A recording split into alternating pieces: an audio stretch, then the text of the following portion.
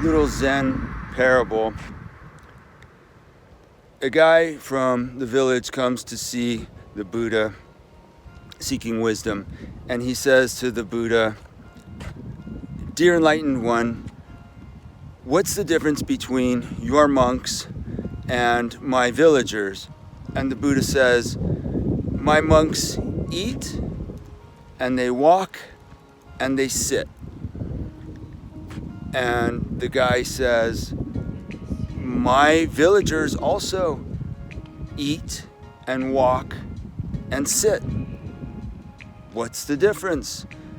And the Buddha says, "When my monks eat, they know they're eating. When my monks walk, they know they are walking. And when my monks sit, they know they are sitting."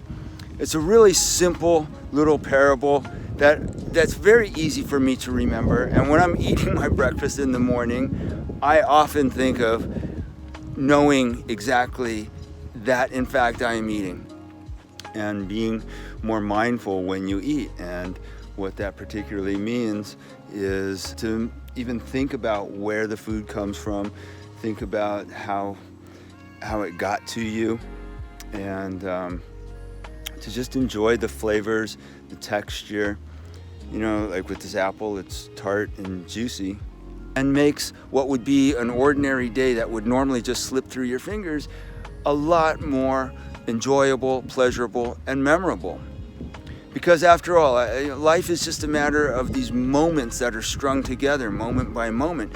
And if we let too many of them just kind of slip through our fingers, well, our whole life will have slipped through our fingers at one point. So there's meditating when you're eating, or savoring when you're eating, if you like, and breathing in and breathing out while you're eating. Hey, you got to breathe, right? So being aware of the breathing is just an added bonus. A lot of people, I just want to add, love to be barefoot when they do walking meditation, and there's a term for that. The actual term is called earthing, which makes a lot of sense. You feel the earth underneath your bare feet. One practice that I like to do when I'm breathing in and breathing out when I'm running is to say, I'm alive in this moment, and this is an excellent moment. Of course, sitting meditation is very self-explanatory, and you don't have to necessarily be on a meditation cushion.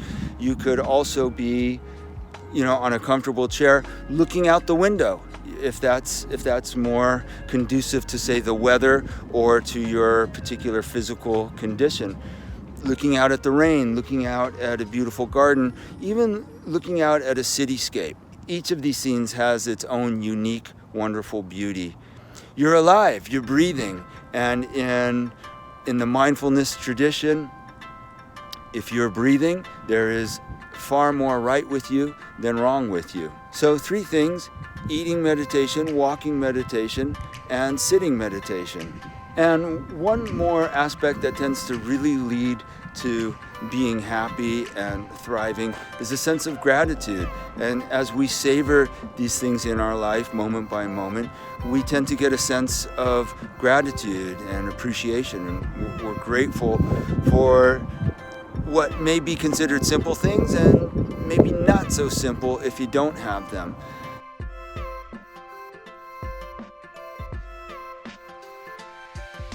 $78. 78 days till the new year. Just one. You got one? How many you got? Whoops. Oh, what did I do? Uh-oh. Big disaster. Ooh. Now, do I have something good for you? Are you ready? Set. Number Go. 78.